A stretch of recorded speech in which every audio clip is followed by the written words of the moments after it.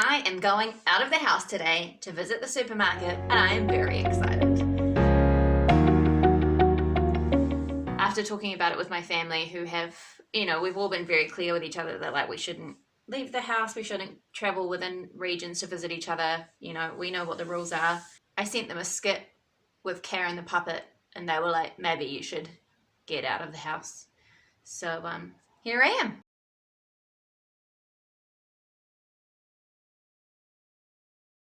I've been reading some stuff on social media that has made me very sad in the last couple of days.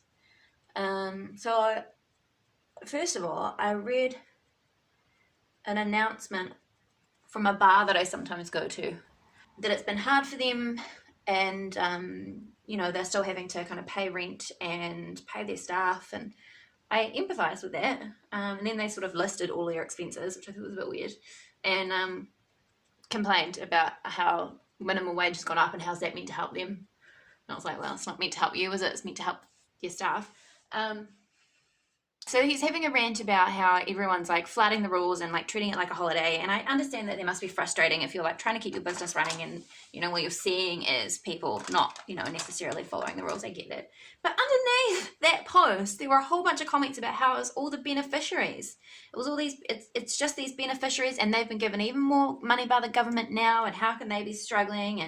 And then they're treating it like a holiday. How would you be treating another day of not being at work because you don't have a job as... And then also, heaps of people have been made redundant in the last couple of weeks. Like, you look at all those people from Bauer Media. Now, a lot of those people are going to have had redundancy packages. But heaps of those people are probably going to end up on the benefit, on job seeker support, because that's what it's there for. It's there if you lose your job and you can't get another one. I know people who have been trying to find a job for ages, who have really struggled for one reason or another. And now it's even harder because obviously no one's hiring. And no one's been hiring for a little while now, actually. A lot of the people that are on job seeker support, like that number's only going to go up because of the economic impacts of this pandemic and the lockdown, right? And then on top of that, because of this wage subsidy scheme, everyone's on a bloody benefit. Like, everyone is on a benefit. If you're getting your wages topped up by the government, you're on a benefit. So how can you be like saying that all these people that you reckon all these people out there that are flouting the rules and treating it as a holiday are beneficiaries when you're probably a bloody beneficiary? Because unless you're an essential worker, you're probably a beneficiary right now. Everybody is. I just don't understand why beneficiary what do we call it? Benny bashing. It's still a thing. Like, people just got no empathy. I have a relationship with the Ministry of Social Development. They have supported me, as they have supported many New Zealanders. And I spoke to someone from WINS this morning, and I said at the end of the call, thank you so much for, I said, goodbye, have a nice day. And I was like, thank you so much for, the work that you're doing during this time. And she said, thank you so much. It is so nice to hear that. And I was like, because to me, I was like, she's probably heard this like 20 times yesterday, and now she's probably hearing it every half hour, and now she's like, oh yes, okay, yeah, all right, I get it, you're grateful. But apparently not, because she was very, very grateful. But if you're also applying for wage subsidies or help with food or bills or something, just remember that those guys are under a lot of pressure at the moment. They're under a lot of stress. The phone lines are really busy because the drop-in centres are closed. And just remember that, like, I know it's frustrating when you've got to sit on hold for an hour and then the phone cuts out. It's frustrating for them as well, most of the time. Like, the vast majority of the people that work in call centres for places like IRD and the Ministry of Social Development and any other call centre, like, they're just doing their job. They can't work miracles. And yes, there are massive flaws in the system, but I can guarantee you it is not the problem. Like, not that, that problem wasn't caused by people working in the call centre, Just don't blame them. Be kind. Be kind to one another, please. It's a difficult time for everyone. You don't know what someone's going through. Just because they have to go to work doesn't mean that their life is easy breezy at home either. Getting real deep on this one. I think I took my eyeliner. Oh my god, I'm literally only going to the supermarket Also, remember Lime Crime? I feel like they used to be like the lipstick, like the cool lipstick, because they had cool colors. And I bought like 2 of their lipsticks, and they were hella expensive. And like now I'm like, when am I gonna get mint green lipstick again? I suppose I could wear it to work. I don't think my boss would mind, but I just don't think that like green lipstick and pink hair is really a look. I'm not gonna lie, it's been a hot minute since I got dressed. I'm real anxious about this trip. I just like, haven't left the house except to go for a walk for ages. I was gonna wear gloves, but I don't have disposable gloves. And like I can wash my hands, but I can't wash the gloves that I own as easily. So it just doesn't make sense to me to wear gloves when I could just wash my hands. I am gonna head out now. I don't even have any shopping bags. I don't know where anything is. I'm like a little bit stressed, I'm not gonna lie. I'm at New World. It's a lot busier than I kind of expected it to be honest. And I would describe my anxiety levels as like, I'd say like a 6. I should turn the engine off. Like a 6 or a 7. I feel like, what's that level that you're at where you're like, I could vomit?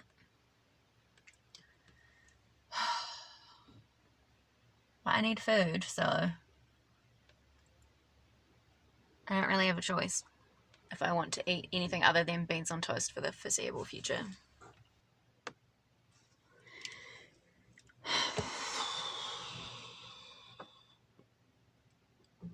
It's okay. We got this. I don't know if I want to put this in the video. It's just... I also don't want to give myself agoraphobia, you know? Oh my god, you can see the reflection of all the crap in the boot of my car. Okay, maybe I won't put this in the video. What I need to remind myself, I think, is that... I keep clicking my keys. What I need to remind myself is that I live by myself, so even if I do get sick, I know I'm not going to pass it on to anyone else because I'm not going anywhere else, and this will probably be the only outing that I do.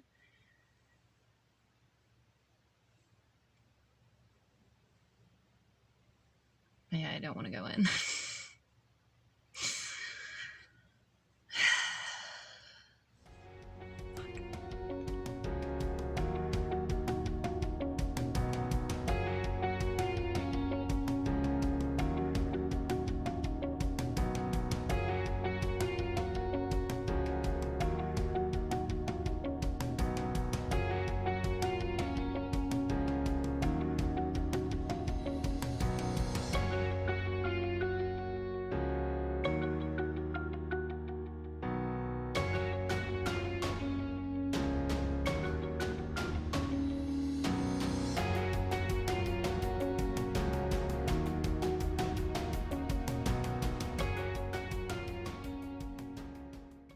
It was very stressful, and I like stress bought a lot of stuff that I definitely didn't need, and I bought way too much junk food. I didn't film much inside because it felt a bit awkward. It was actually way busier than I thought it was going to be. So I will debrief once I've got home and bleached my food. Yay. Yeah, that was an experience. I'm really, really excited to have food. Like, I have fresh vegetables and meat and chicken, which is so exciting. Like, I'm not a vegetarian. I'm not vegan. I've been eating pretty much vegetarian for the last little while because I just didn't really have any meat in the house. So I'm so excited. I'm going to have a steak tonight. I'm so excited to have steak.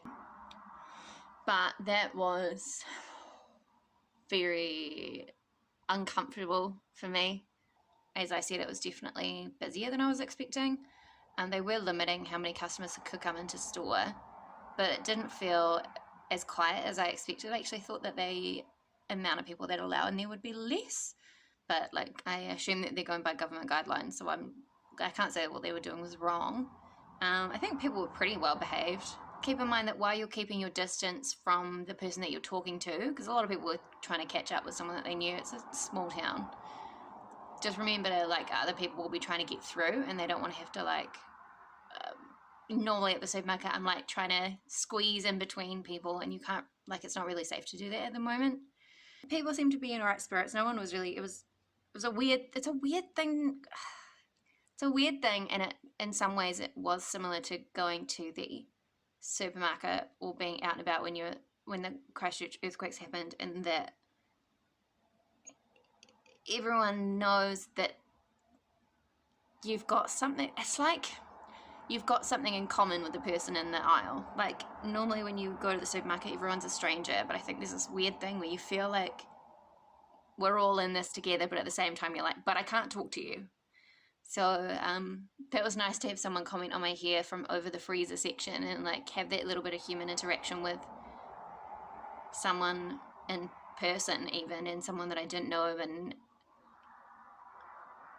but it was very stressful for me. I don't like going to the supermarket anyway. It's really bright, it's really noisy, there's a lot of people around, there's a lot of decision making, and they're all things that I just find quite stressful. So yeah, there were points where I was like really feeling that like squeeze in my chest, that really like primal feeling of like, you need to leave, you need to get out of here, it's not safe. Which is silly because it's not, there's no like immediate threat to my life going to the supermarket. I could feel my body doing that tiger reaction that psychologists always talk about, where like I could feel my body being like, there is an imminent danger and you need to get out of here, which is not. I mean, everything's clean in there, you have to stay apart from other people. Like, they're very strict about how many people they let into the store at a time, how far away you've got to stay from everyone. Lots of people were wearing masks, lots of people were wearing gloves. You have to put hand sanitizer on when you go into the store, and from what I understand, they're wiping down trolleys and things like that. So it was safe. It's safe, and I obviously feel safe knowing that even if I do get ill myself, I'm much less likely to pass it on to anyone else. We should all feel safer about that, that even if we do become unwell ourselves from a visit out, or from already being unwell, because we're staying at home, we're not going to pass it on to other people. The empty shelves were weird. So I really wanted to buy wholemeal flour because I really wanted to make like a wholemeal loaf of bread, because I only have plain like white flours at home, and I haven't done a lot of baking recently, but I am a baker, you know. I do a lot of home baking usually, and it's really stress relieving for me. But there was no flour, like not a single bag of any type of flour at all. Like, there were like ground almonds and things like that, but there weren't like plain flour, self-raising flour, big bags, little bags, gluten-free flours. Like, everything was gone, and there was hardly any rice. I don't know. I don't get that. Like, are you actually eating a lot of rice? Like, you can still go to the supermarket every week. Are people just eating? Like, I don't get it. Like, the shops aren't going to shut. Like, the only reason I can think of that you would be buying a lot of tinned food and food like rice and flour is because you're preparing for not being able to access fresh food and needing something that lasts for a long time. But I don't think that we're at that point yet, anyway. Hi again. I've been editing this video, and I kind of want to make it more clear because I was a bit incomprehensible when I was filming it, because I was really quite anxious. My reasoning for including all of that in the vlog wasn't to scare anyone.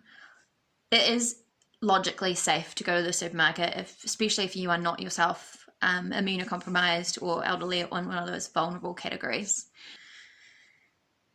But that doesn't mean that it's not scary. So as I said, there was plenty of food. The supermarkets are open, the food chains are still running. Your chances of catching this COVID-19 virus, if you are very careful, are a lot lower than they have been at all for the last several weeks. You know, we are taking every precaution we can to be safe. We're keeping our distance. People are wearing masks and gloves. The staff are wearing masks and gloves. I just want to be clear that from my totally non-professional opinion, logically, it's safe to go to the supermarket. It's good to get out of the house for most people, because if you continue to tell yourself that it's scary to do that, you know, that's when we can start developing panic disorders and agoraphobia and things like that. I'm in a position where I am kind of in the absolute least vulnerable group. I am young, healthy, I have no underlying health conditions. I'm in the best my body is probably healthier now and more nutritionally supported than it's ever been in my life, or ever been in my adult life at least. And I don't live with anyone else, so I'm very, very low risk, but I'm still scared. And it doesn't matter whether or not you've had any kind of previous trauma or any kind of previous experience with emergency states or disaster states or with illness. It's totally okay to be scared. It's totally okay to be anxious. That's why I wanted to include this in this video, because just because you are not high risk doesn't mean that your feelings are invalid. Yes, there are lots of people who have it way worse off than me. They have it way worse off than you. But that doesn't mean that your fear of the unknown, your fear of illness, your fear of your family becoming ill, or your fear of the economic uncertainty that's happening aren't valid. As I always say, I hope this was helpful for someone and was relatable for some of you. And if it wasn't relatable, I hope it helps you understand how it can feel for some of us who do take these things really seriously and who are mentally affected by it, even if we aren't physically affected by it. Thank you so much for watching, and I'll see you in the next one.